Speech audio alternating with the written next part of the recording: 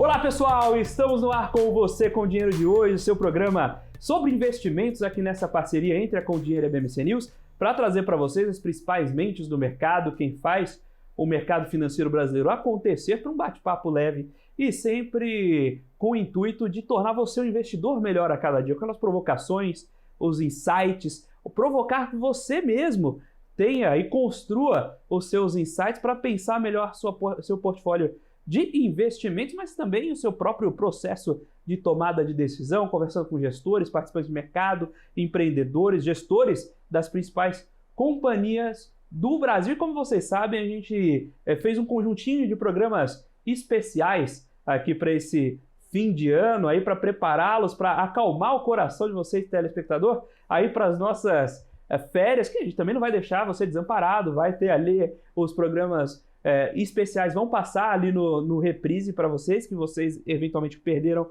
ou gostariam de rever algum desses momentos especiais ao longo do ano, mas esta semana nós preparamos esses nomes especiais aí para baterem esse papo com vocês, e hoje nós vamos ter aqui um conhecido de vocês já conhecem ele, Vitor Santamaria, aqui, que é executivo de contas lá da Com Dinheiro. Nós vamos comentar um pouquinho, falar um pouquinho sobre as novidades aí, o que o ano de 2025 deve trazer para a gente. Muito boa tarde, Felipe. Muito obrigado pelo convite. É um prazer estar aqui. Mas, Felipe, você falou logo no começo da gente falar sobre as mentes que fazem o mercado financeiro. E uma das mentes que fazem parte aqui do mercado financeiro é você. Então eu gostaria hoje de propor algo diferente. Em vez de eu falar sobre tendências ou sobre o que eu acho que seria legal a gente conhecer um pouco mais do Felipe. O que você acha? Mas como assim conhecer um pouco mais do Felipe? Entender um pouco mais da sua história, entender um pouco mais da sua trajetória, o que você pensa para o próximo ano. Eu acho que seria bastante interessante até para o público conhecer um pouco mais você. Você faz as perguntas, acho que hoje é legal te colocar do outro lado. Vamos lá! Então eu vou ter que trocar de lugar, é isso? Provavelmente. Pô, PH, então vamos trocar de lugar.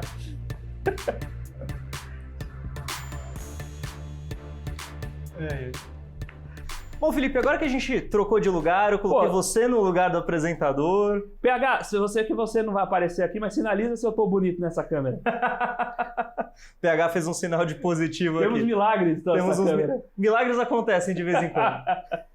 Mas, Felipe, vamos lá. Você, tá há mais de 300, acho que quase 400 programas aqui na tela.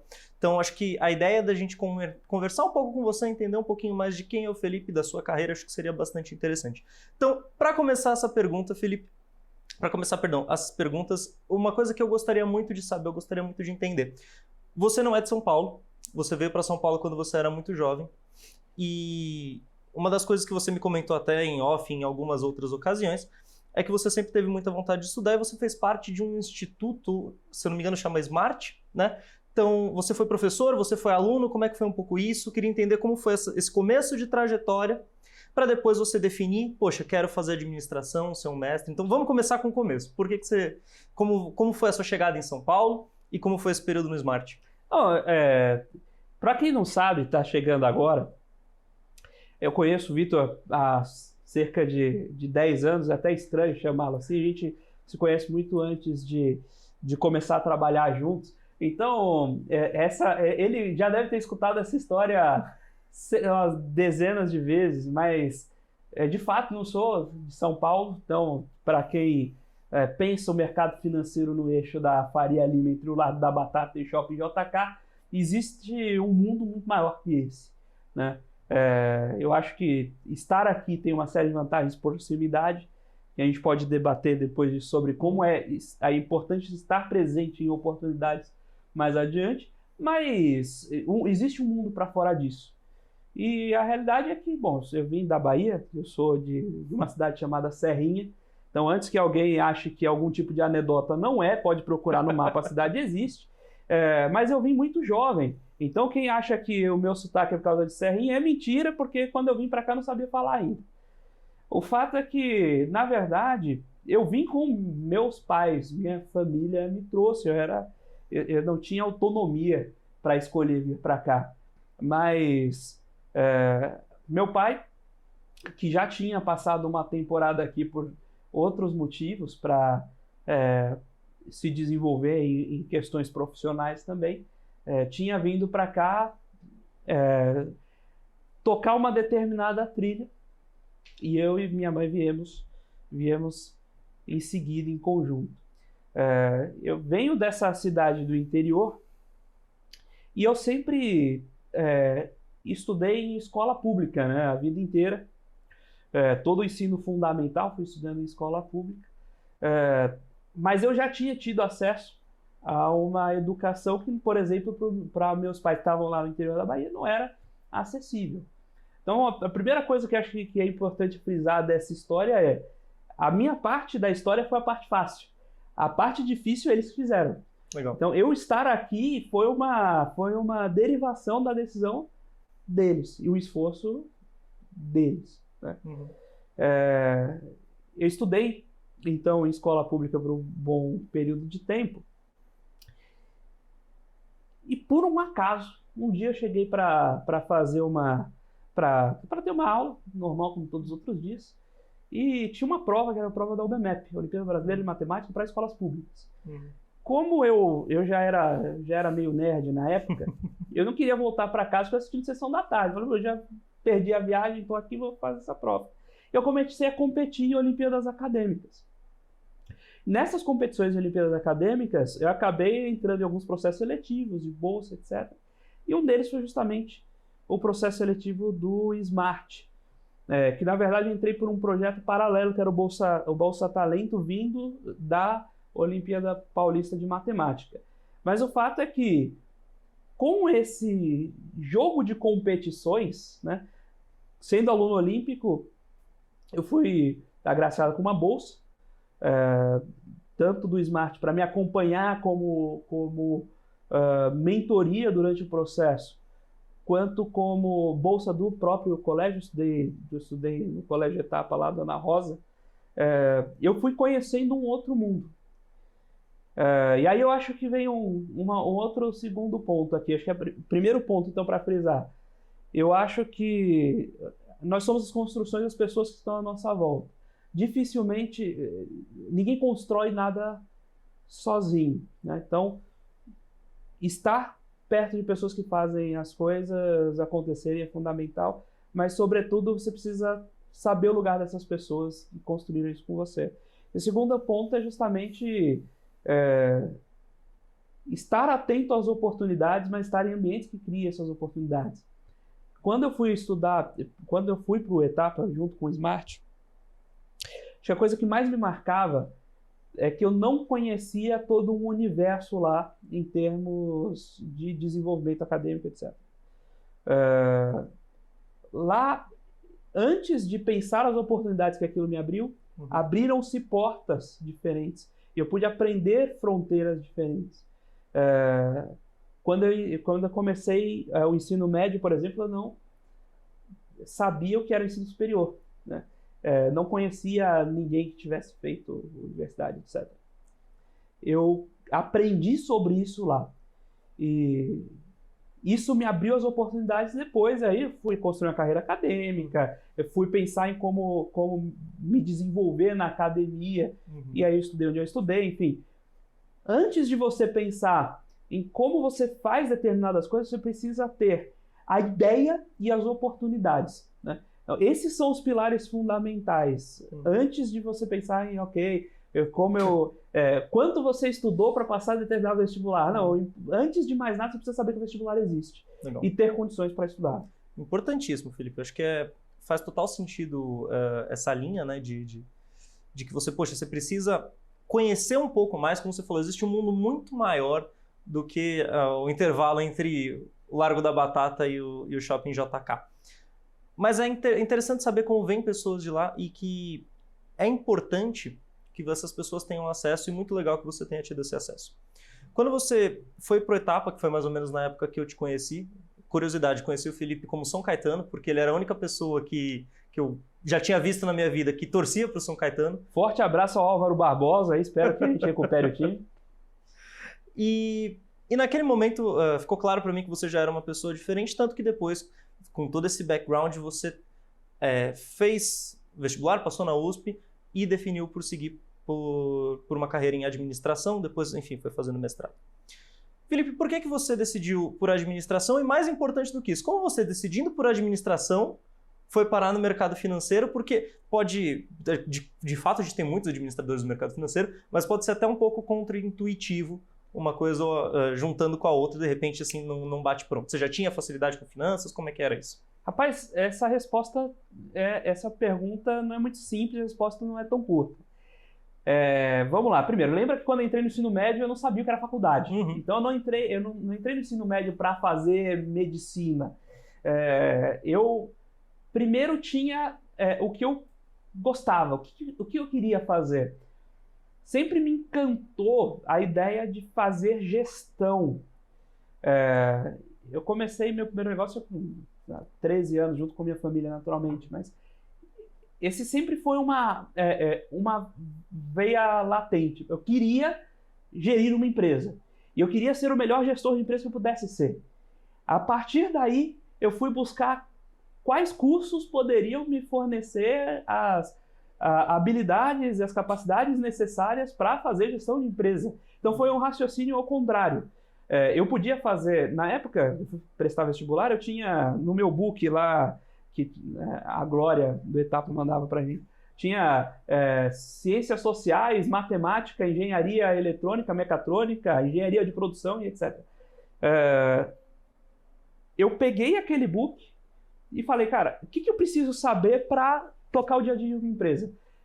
Se eu souber muito de matemática, eu não vou saber gerir pessoas, isso não funciona. Eu preciso conhecer de pessoas, eu preciso entender de matemática, eu preciso conhecer sobre como se faz gestão de time. Em cima desse book, do que eu achava que eu precisava saber para tocar uma companhia, eu fui buscando os cursos que tinham as cadeiras que eu queria estudar. E aí eu encontrei especificamente o curso de administração lá na FE, e esse passou a ser meu alvo. Obviamente eu prestei um monte de outros vestibulares, mas a minha ideia era conseguir passar pelos checks da melhor maneira possível. Então, legal. Fazer um curso que atendia a minha necessidade, não fazer um curso que depois eu ia ver o que fazer com aquele curso. Esse é o primeiro ponto. Entendido. Felipe, vou te cortar porque a gente já está chegando no final desse primeiro bloco. Pessoal, estamos batendo aqui um papo com o Felipe Ferreira, diretor de negócios aqui da Com Dinheiro. Voltamos já após esse breve intervalo. Boa tarde, pessoal, tudo bem? Estamos de volta aqui com o segundo bloco do Você com Dinheiro de hoje. Hoje entrevistando o Felipe Ferreira, que comumente é o apresentador desse programa. Como vocês viram no começo do programa, a gente inverteu um pouco a ordem. Meu nome é Vitor Santamaria e hoje a gente toca aqui com o Felipe comentando. O Felipe estava falando sobre a sua escolha na carreira de administração. Se você puder prosseguir para a gente terminar aqui esse assunto. Pois o que eu acho que o primeiro grande ponto, estava comentando anteriormente, é você fazer buscar um curso, uma faculdade que atenda a demanda que você já sabe que você terá adiante, né? Acho que muita gente escolhe o curso e você vai conviver com o curso 3 ou 4 anos, você vai conviver com a sua carreira o resto da sua vida. Então pense primeiro o que você gostaria de fazer da vida e busque o curso justamente que vai te atender ali. O outro ponto que eu senti de relevância na hora de escolher é que muita gente escolhe o curso pelo que gosta de fazer. Então, você sabe, eu gosto de música. Aí, poxa, eu poderia virar músico. Só que não me apetece a ideia de treinar a mesma música por 14, 16 horas por dia. Então, provavelmente, se eu fosse fazer música, além de não ser um bom músico, eu ainda perderia uma coisa que eu gosto na minha vida. Então, isso eu acho que não funcionaria bem. Eu acho muito importante delimitar as suas decisões naqueles feitos e ações que são toleráveis. Então, passar 16 horas por dia treinando a mesma música era um nível de repetição com o qual eu não me adaptaria. Os problemas de administração, então, ficar estressado com o pessoal da empresa, sabe aquela ligação do RH, isso aí é o tipo de incômodo que eu tolero. E aí eu acho que você fazer esse exercício de poxa, eu vou ter que acordar todo dia para enfrentar esse tipo de dor. Esse é o tipo de dor que eu aguento passar. Coisas legais, às vezes, proporciona muitas. Mas a rotina pesa justamente no lado mais duro. Então, saber quais batalhas você vai conseguir enfrentar é fundamental também na hora que você vai fazer suas escolhas. Excelente, Felipe, excelente. E acho legal você dar essa visão. É difícil você ter essa consciência, ainda mais com 18 anos de idade. Mas, voltando, regressando um pouquinho a um ponto que você colocou. Você tocou uma empresa com seu pai e com sua mãe com 13, 14 anos, certo? Era uma empresa, você me falou aqui em off, de segurança condominial, era algo assim? Exato, né? De lá, você já começou a ter alguns insights que te ajudaram a tomar essa decisão também, certo? Me conta um pouquinho, como foi essa migração do lado A para o lado B? Então, saindo de entender o dia a dia, enfim, de uma empresa de segurança condominial, para você depois seguir para o lado financeiro. Então, muda bastante, né? Eu sei que você deve ter tido um contato na faculdade com isso, mas acho que é legal entender o histórico por trás que te ajudou também a chegar nessa posição que você está hoje na Com Dinheiro, até para a gente entender toda essa evolução. Minha carreira, sem dúvidas, é pouquíssimo linear e pouquíssimo comum, né? Inclusive depois com o desenvolvimento da parte acadêmica, etc., eu confesso que foi um caminho bastante particular. Mas o que acontece? A gente começou a empresa na época, meu pai trabalhava nesse segmento há muito tempo já, e ele já tinha uma experiência nesse setor, ele conhecia o operacional disso, e eu já gostava de empresas, né? Eu já gostava desse mundo. Eu lembro que a gente criou a primeira, na época, para quem é novo, né, igual você que é muito jovem ainda, antigamente a nota fiscal vinha em um bloco. Uhum. Né? E eu lembro de a gente começar a imprimir aquelas notas fiscais em bloco, e a gráfica que imprimia a nota fiscal ofereceu lá 100 cartões de visita que a gente distribuiria para os primeiros clientes. E foi assim que a gente tinha que imprimir as notas e os cartões de visita e não tinha um logo. Aí eu sentei lá na cadeira da gráfica para criar aquele primeiro logo, que foi o logo da companhia. A companhia existe até hoje e usa o mesmo logo, né? E qual que era a ideia? Na verdade, a gente começou o negócio por aquele empreendedorismo de necessidade tradicional no Brasil. Então, meu pai estava buscando alguma coisa, eu falei, vamos fazer que eu acho que aqui funciona. Algo meio uma quitanda, né? Assim, você recebe para sobreviver, mais ou menos isso. Não, o negócio era de serviço com receita recorrente, legal. não era tão quitanda assim, mas, legal. mas a ideia é criar algo para a sua sobrevivência. Mas foi um experimento super bacana, inclusive pela gestão de equipe. Depois a gente vendeu a companhia e a empresa que comprou a nossa, depois me chamou para dar uma consultoria lá por um tempo, então eu pude conviver com a equipe se desenvolvendo por bastante tempo ainda. E aquilo me trouxe algumas dores. E essas dores, quando eu fui fazer o curso de administração depois, quando a gente estava naquelas aulas das mais generalistas possíveis, né? Em que muitos dos alunos olhavam aquilo e falavam, isso aqui é um monte de blá blá blá, nunca vou usar isso na minha vida. E muitas daquelas aulas eu já tinha passado por aquela dor.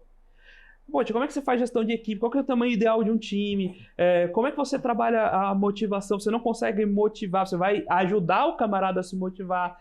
Como é que você faz gestão de processos, colocar processo, rotina todo dia? Você abre o escritório e você coloca o time de vendas junto para abrir a campanha do dia, etc. e tal.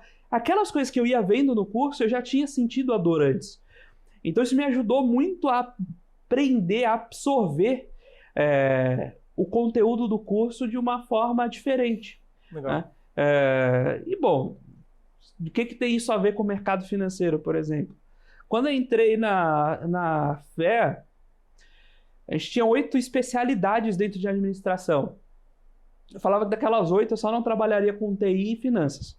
O resto eu poderia trabalhar qualquer coisa. Maravilha. E como vocês sabem, a Felipe trabalha numa empresa de tecnologia, fornecendo dados para o mercado financeiro. Então, você acertou bem ali o que você não queria trabalhar. Exatamente. Então, se no ensino médio acertei bem o curso que eu consegui na TV, nessa minha previsibilidade foi uma droga, assim, entendeu?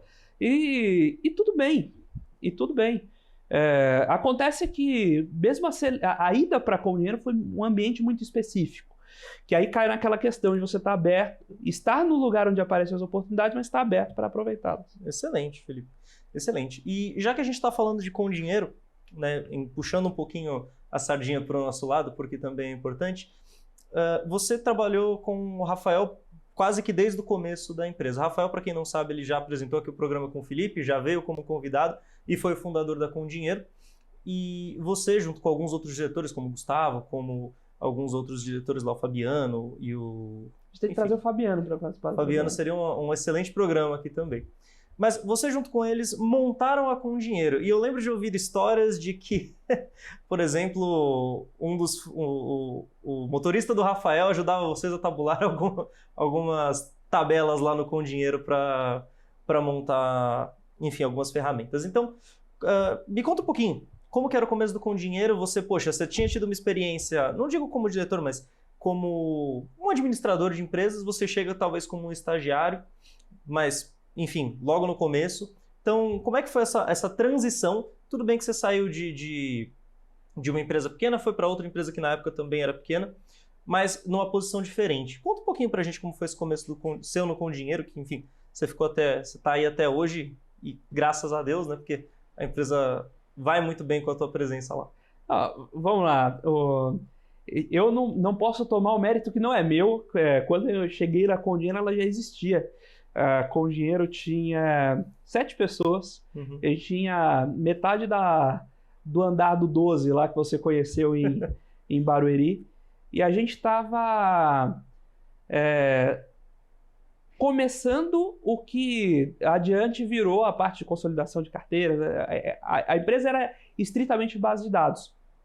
Quando eu fui chamado para Com Dinheiro, foi para assumir a base de dados de ações, porque não existia time de dados, né? Eu lembro que o Rafa me chamou lá no Café da Fé e falou: eu preciso de um head de Global Equities. Bom, entre o estágio financeiro da empresa XPTO, que eu não vou falar aqui o nome, e ser head de Equities, eu acho que tá uma proposta interessante. Eu fui trabalhar, fazer o processo seletivo, a entrevista lá no primeiro dia. Eu saí de lá umas 10 horas da noite cadastrando dividendo, porque não existia up to data. Uhum. Os dividendos eram cadastrados na mão, a gente lia o jornal e cadastrava o dividendo. Então, basicamente, eu cadastrava o dividendo, eu controlava o processo, eu visitava os clientes que eram de ações. Uhum. Era tudo muito, muito hands-on. E eu acho que isso traz uma característica muito importante para a companhia, que é justamente pensar que o dia de amanhã depende do dia de hoje. Skin the game de verdade, porque não é só skin, é o corpo inteiro. Uhum. Né? O seu dia de amanhã depende do que você plantar hoje e assim sucessivamente. Isso que constrói empresas que são resilientes. Legal, Felipe, legal. Super interessante. E além de vocês, terem esse direcionamento hands-on, que é uma coisa que é uma característica da Com Dinheiro até hoje, né? Nós não, naturalmente, a gente tem o up to data, não é isso que eu tô falando, assim, da gente meter a mão na massa e estar ali próximo do cliente, entendendo as demandas. Eu acho que isso molda uma empresa com uma cultura muito bacana, que é a cultura que a gente tem lá na Com Dinheiro hoje. E você fez até hoje, de um excelente time. Mas em um período da história, você acabou optando por ir para uma outra empresa, que no caso era a Metal Frio, empresa de capital aberto. Então, agora você já tinha acesso aos balanços diretamente, perdão da brincadeira, mas você foi para Metal Frio e iniciou uma nova fase na sua carreira, certo? Você já me adiantou que isso tinha muito a ver com o próximo passo da Com Dinheiro, mas essa ida para Metal Frio, você tocava um time. Você então já está pegando algumas outras características que você foi tendo ao longo do teu caminho, aplicou numa empresa maior. É um choque muito grande, é uma mudança muito grande.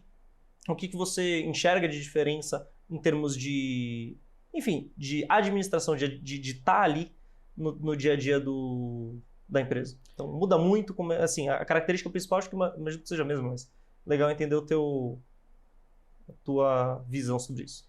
Olha, as histórias são muito mais lineares contadas depois que passaram do que a vida realmente desenha. Mas, de fato, quando eu fui para Metal Frio, eu tinha um objetivo muito claro de spin-off na época da área de serviços lá. Como eu já tinha experiência com serviço e com implantação de tecnologia, a gente tinha um conjunto de projetos de tecnologia que eu liderei lá por certo tempo.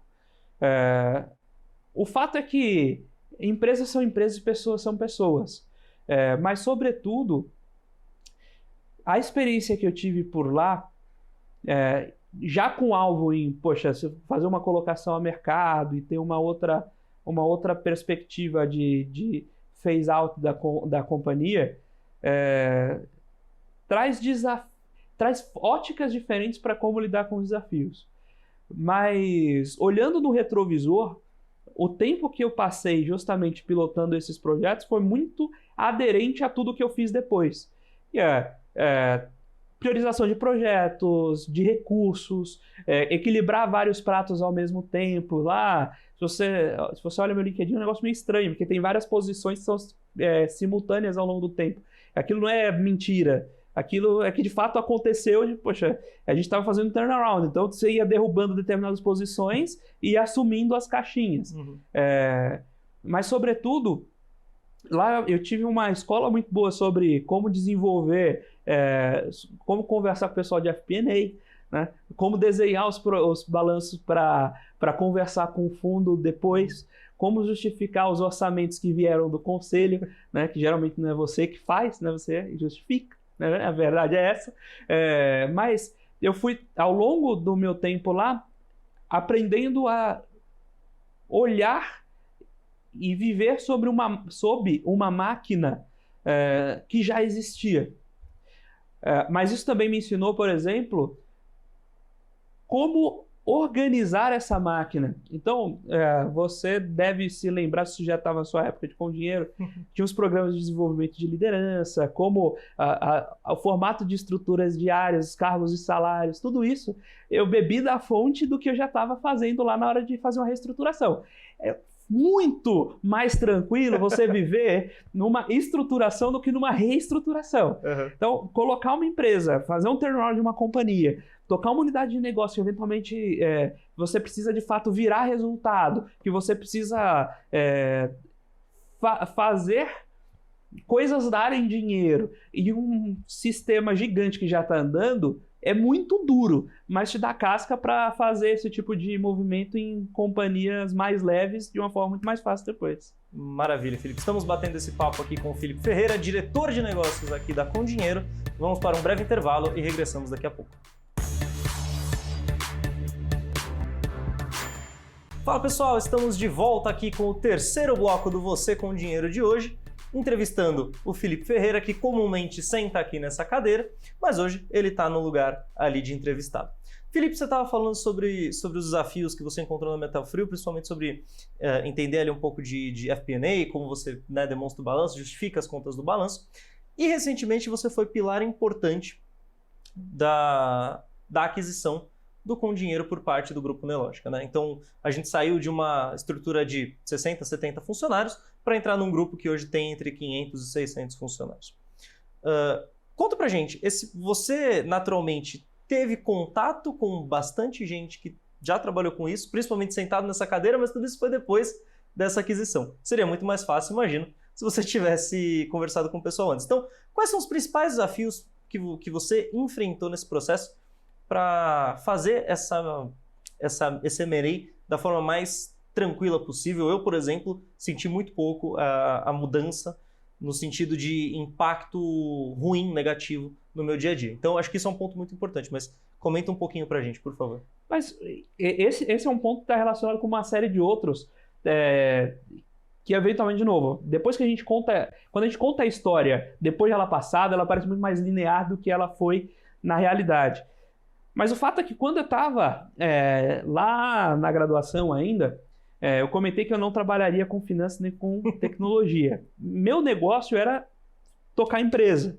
E uma das coisas que eu mais via valor justamente na gestão mais eficiente das estruturas de mercado. Tanto que isso foi, shareholder structure foi o tema da minha dissertação de mestrado. E eu sempre vi valor a ser construído nas transações. lá atrás, na empresa que a gente estava comentando, que a gente começou, a empresa familiar, a gente fez uma venda. Então, já tinha feito uma negociação antes. Mas o jogo é que entender os pontos de valor e preparar uma companhia para o M&A era uma coisa que eu já vinha treinando e pensando sobre desde o começo da história. Quando eu fui lá para a Metal Frio, justamente por isso, porque eu já estava olhando. A Metal Frio era uma empresa investida de fundo, eu fui por indicação do fundo, como gerar valor dando profissionalismo para a gestão e para o fade-out. Então, quando eu voltei para Com Dinheiro, eu tinha muito claro na cabeça, eu fui assumindo as posições, eu fui assumir primeiro a posição financeira, depois posição de gestão de pessoas, concomitantemente.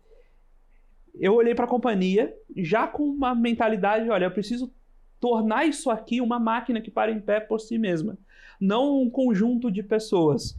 Embora seja um conjunto de pessoas muito boas, eu preciso que ela funcione sozinha. Então, eu lembro que quando eu voltei, 5 anos antes, 3 anos antes, a gente devia estar no Simples Nacional. E eu tinha que preparar o balanço para ser auditado 1 ano depois. Então, tinha um plano, de fato, de 2 anos. Quem trabalhou comigo na época, o Daniel, a Luciane, eles lembram muito das reuniões falando sobre isso, assim. Eu voltei lá e falei, olha, a gente tem 1 ano para preparar a casa e 1 ano para ir para a captação. Se essa captação for via fundo, for via estratégico, for via, enfim, uma saída a mercado, captação de dívida, isso é secundário. Ter uma companhia pronta para isso é a parte central. E isso é o que muitas vezes a gente não encontra nos processos de M&A. E aí eu fui conversando com a turma que passou nessa cadeira aqui para falar disso muito melhor que eu, mas as empresas não chegam prontas para M&A, né? E dificilmente o gerente financeiro que vai estar numa companhia pequena, média no Brasil, conhece um processo de captação, não conhece o mercado de capitais. Então você não sabe se a melhor saída para uma companhia é de fato fazer uma venda ou tomar uma dívida. Né? Quando você pensa um M&A, especialmente de uma aquisição integral, que foi o nosso caso, tem um alinhamento com os fundadores sobre qual é o day after. A gente está pensando numa saída, a gente está pensando em continuar em conjunto, quais tipos de compradores se adequam a cada uma dessas necessidades e, sobretudo, entender como a companhia gera valor para transformar essa geração de valor em processo. Né? E uma coisa que a partir do momento que você troque aqui a linha que está na Jusesp, a empresa continue gerando valor, não vai deixar de gerar valor por causa do CPF que está aqui em cima. Muitas vezes, Vitor, o empresário, o empreendedor, tem um vínculo emotivo com a companhia que ele não sabe que tem. E a companhia o define. Né? Então o valor da companhia não está no valor financeiro. E ele se amarra àquele princípio. Então ele não quer preparar para o M&A porque ele não quer que o M&A saia. Então o próprio gestor dando tiro no próprio pé. Soma isso. Com a falta de profissionalismo, a gente tem deals que ou não saem ou saem de maneira inadequada. Né? Aí tem toda uma questão de como você vai selecionar um bom advisor para pilotar esse processo, mas não adianta. O advisor, objetivamente, é alguém que está gerando liquidez para esse mercado. Você precisa de gente do lado do vendedor. Pode ser interno, pode contratar um consultor externo, isso tudo bem. Mas gente do lado do vendedor, preparando a companhia para uma venda. E eu acho que esse foi um dos principais pontos para o M&A ter saído com sucesso. A gente encontrou um player estratégico que tinha muito do DNA do que a gente queria fazer. E a gente acelerou em 3 ou 4 anos o plano que a gente tinha, que era... A gente montou a Com Dinheiro para ser a maior empresa de tecnologia do Brasil e colocar o Brasil como uma referência em tecnologia financeira. A gente acelerou isso 3 ou 4 anos já com a aquisição da Nelogic, que é a união dos 2 grupos. Excelente, Felipe. E ainda falando um pouquinho de Com Dinheiro, né? Assim, hoje a gente faz parte de, se não for o maior, das maiores empresas de tecnologia do Brasil. E o que o Com Dinheiro fornece, e começou fornecendo, é base de dados e, hoje, consolidação e controle de risco. Controle de risco e consolidação acho que é um pouco mais óbvio a necessidade, mas me conta um pouquinho. Por que uma gestora precisa ter um acesso mais aprofundado a uma base de dados, especificamente, a gente tem uma base muito forte de ações, mas especificamente de concorrência, enfim. Qual é a importância para uma gestora, para um family office, para um banco, efetivamente, ter acesso a esse dado? Todo mundo fala, poxa, quem tem dado tem tudo, mas, poxa, você precisa direcionar isso de uma melhor forma. Então, onde está o nível da importância disso? De largada, o que você disse é um erro comum que as pessoas aplicam. Quem tem dado tem tudo. Não tem. Dado em si não serve para nada. Se você tem um conjunto de bits and bytes, você vai estar exatamente no mesmo lugar que todo mundo. A grande questão é como você tira insights desses dados. Né? É o trabalho desses dados e da informação. O que a gente faz, você sabe que basicamente os dados que a gente captura são dados públicos e muitas vezes facilmente conquistáveis.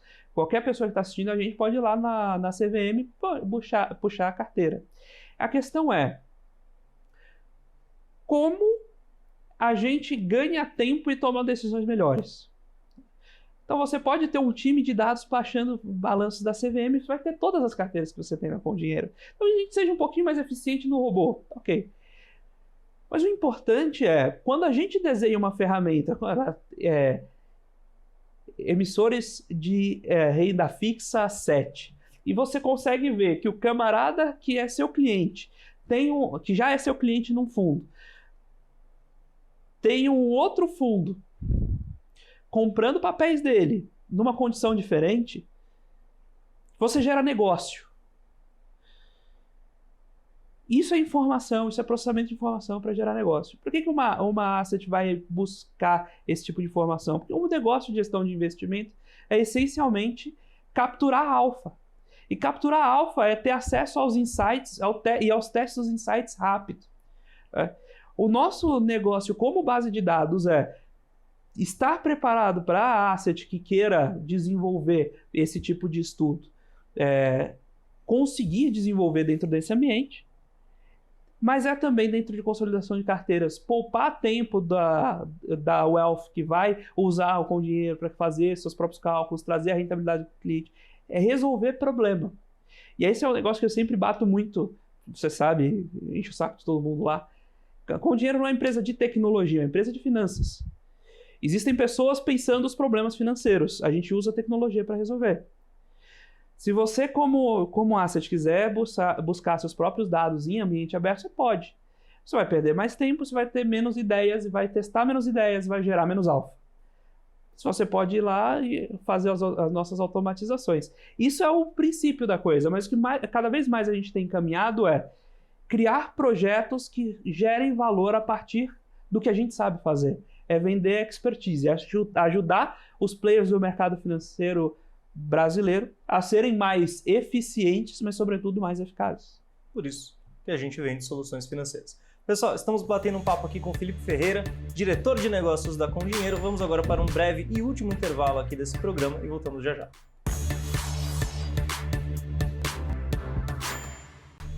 Olá pessoal, boa tarde, sejam bem-vindos ao último bloco do Você com Dinheiro de hoje, entrevistando o Felipe Ferreira. Meu nome é Vitor Santamaria, hoje eu roubei aqui o lugar do Felipe. Felipe, a gente estava falando um pouquinho de Com Dinheiro. Me conta aí, de onde surgiu o nome Com Dinheiro? Você já disse que isso é uma história muito boa, mas mata aí a curiosidade nossa e do povo. Com Dinheiro, muita gente pensa que Com Dinheiro vem de, ter dinheiro. Ter dinheiro, não tem nada a ver com isso. Com Dinheiro, pensem pessoal, que a gente começou lá em 2009, 2010, então a ideia de ter uma plataforma online não era trivial. Os softwares que concorrem conosco em algumas frentes são softwares instalados em máquina. Então a ideia era trazer uma empresa que lidava-se com o dinheiro de maneira online. Então com o dinheiro vem de .com, não vem de estar com dinheiro, né? Isso é um trocadilho até ingrato. A gente já passou por umas situações curiosos a respeito disso, mas aí eu conto depois, e depois a gente posta no Instagram as anedotas do nome Com Dinheiro. Mas o fato é que veio de comdinheiro.com, daí que veio o nome. Maravilha. Então, se a gente traduzir isso para inglês, o nome da empresa não seria With Money, né? Eu sempre defendi que é Net Money. Justo? Netmoney.net é o domínio em inglês, certo? Não, acho que faz total sentido. Felipe, saindo um pouquinho de Com Dinheiro, você comentou sobre a tua carreira acadêmica e você recentemente se tornou professora do INSPER. Primeiro, meus parabéns. O que você espera dessa nova geração que está entrando na faculdade, está se formando? O quanto você confia que essas pessoas vão continuar ajudando a desenvolver o mercado brasileiro, a chegar em níveis cada vez mais avançados e moldar o mercado financeiro e continuar evoluindo da forma que a gente vem vindo. O mercado financeiro brasileiro, apesar de pouca diversificação em termos de tecnologia, é um dos mais, como posso dizer, avançados do mundo, né? Sendo modelo aí para vários outros países. Então, queria entender de você. Você já com essa experiência de sala de aula, o que você acha dessa nova geração? E conta também pra gente um pouquinho como é que é essa experiência de dar aula. Quero entender um pouquinho do teu lado acadêmico também. Primeiramente, como eu contei um pouco no primeiro bloco, toda minha trajetória foi muito marcada pela educação. E acho que da educação eu pude receber muito e eu gostaria de retribuir. Então, quando eu fui buscar o mestrado e o doutorado, eu tinha um objetivo muito claro de ensinar finanças. Uma coisa que eu acho importantíssima e que muitas vezes é lidada propositalmente de maneira obscura pelos próprios participantes do mercado, para valorizar o passe, seja lá pelo que for. A gente usa jargões, o mercado é feito para parecer mais difícil do que é. Posso fazer um corte, Felipe? Uma vez você me disse que alguém te comentou que o mercado financeiro é o único lugar que a realidade chega primeiro que a teoria. E eu acho isso um absurdo, né? Eu acho que existe uma construção acadêmica interessantíssima sobre o mercado financeiro. Dentro de todas as áreas de administração, finanças é a mais madura, mais robusta em termos de construção de modelo e comprovações de modelos, mesmo testes do modelo pela abundância de dados que tem. Então eu quis buscar o mestrado e o doutorado com o objetivo de ensinar finanças da melhor maneira que eu pudesse. E como pensar essas próximas gerações para finanças? Ora, eu acho que a gente tem ganho nos últimos anos uma capacidade exorbitante de processamento de dados. E eu acho que cada vez mais a gente vai ser capaz de testar novas estratégias, de emular novas estratégias, correr estratégias em paralelo, tirar uma série de atritos mecânicos no mercado. Então, é totalmente ineficiente a gente pensar no uso do ser humano fazendo conta numa HP 12C numa sala, ou seja, no Excel. Cada vez mais a tecnologia vai permitir que a gente fazer com ela o que ela sabe fazer de melhor. Muitas contas em pouco espaço de tempo. A gente vai usar essas contas. E vai usar o ser humano para o que é importante, é relevante, que é ser criativo e ser empático. Os participantes do mercado financeiro vão ser as pessoas que vão entender as outras pessoas e ajudar a fazer as perguntas. E a máquina vai fazer o trabalho duro de processar os dados e entregar os resultados. Entendi. Então, diante disso que você está me falando, podemos explorar um pouquinho e entender que fundo quant agora é o negócio. É isso. De certa forma, ele tem suas vantagens, mas ele precisa ser fundo quant. E não só fundo quant. Vai fazer parte de entender as pessoas. Fala, olha, o Vitor gosta de Coca-Cola. Desculpa, pessoal da BBC, eu citar as marcas. Vitor gosta de Coca-Cola. Pô, compra ação da Coca-Cola, você vai performar pior no seu portfólio. Mas você vai ser mais feliz por ser investidor na Coca-Cola. É explorar a utilidade. A gente tem capacidade de fazer uma sofisticação, de maximizar o bem-estar do investidor em outro patamar, que não era possível no passado. A gente não está mais discutindo capturar o alfa marginal de uma empresa de cigarro. A gente está falando sobre ter investimentos alinhados aos seus princípios e ao seu propósito. Entendi. E até, esse é um ponto legal da gente discutir também sobre ter investimento alinhado com o teu propósito. Até por isso que a gente vê um crescimento exponencial, eu diria, de fundos ESG, por exemplo, né? Com com muitas pessoas se identificando com esse tipo de estratégia, querendo seguir esse tipo de caminho para ter na sua carteira. Eu prefiro ter 10% de retorno no fundo ESG do que colocar dinheiro numa empresa que, enfim, é relativa a algum desastre ambiental. Então, acho que isso acaba sendo bastante interessante. Mas, se você juntar essa parte do ESG com o que a gente tem de dado disponível, uma sensação que eu tenho é que essa área ESG, a gente tem um pouco de uma sombra, vamos dizer assim. Você não consegue ter toda a informação disponível para você tomar a melhor decisão. Isso é verdade? O que você pensa sobre isso? O que é ESG? Esse é um ponto. O que é ESG? Então, acho que a gente talvez não tenha definido tão certo o que seria ESG. ESG, todo mundo pensa em questões de... Vou te devolver uma pergunta. Sustentabilidade, enfim. Diga. Uma ação ESG deveria performar melhor ou pior do que uma que não é ESG? Olha, que bela pergunta. Na minha cabeça, possivelmente não. Eu acho que não necessariamente as coisas estariam correlacionadas. Eu te digo, uma ação ESG deve, na média, no longo prazo, performar pior do que uma ação não ESG. Por um motivo simples. Você tem uma taxa de desconto pessoal menor por a companhia ser ESG e por ela estar exposta a menos risco de um problema regulatório lá na frente. As pessoas, antes de entrar no investimento ESG, as pessoas precisam entender por que elas estão entrando. Elas estão entrando porque elas querem fomentar esse mercado, elas estão entrando porque elas sabem que elas se sentem melhor investindo em empresa ESG e, portanto, ela aceita ganhar menos, ou ela está entrando porque ela quer capturar o hype do mercado ESG. Se a gente não tiver a resposta para essa pergunta, a gente não consegue sequer modelar os dados que são relevantes à tomada de decisão em investimento ESG. É um ponto muito, muito relevante, é algo bastante importante e eu vou deixar você, telespectador, pensando sobre isso.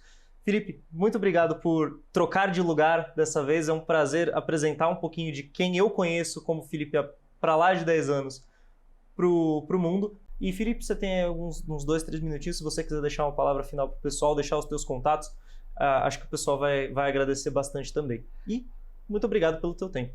Bom, pessoal, se você quiser conhecer a Com Dinheiro, eu vou fazer às vezes do convidado, então visite lá www.comdinheiro.com.br, manda e-mail lá em contato@comdinheiro.com.br.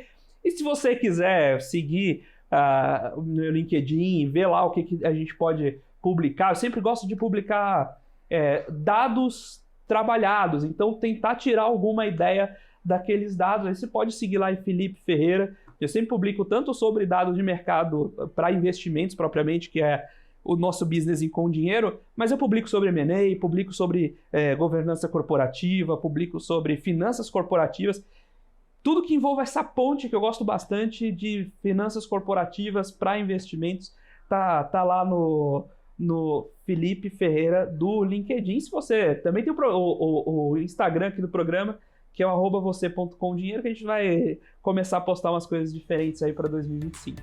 Pessoal, um excelente ano novo para vocês, boas festas e até o próximo programa.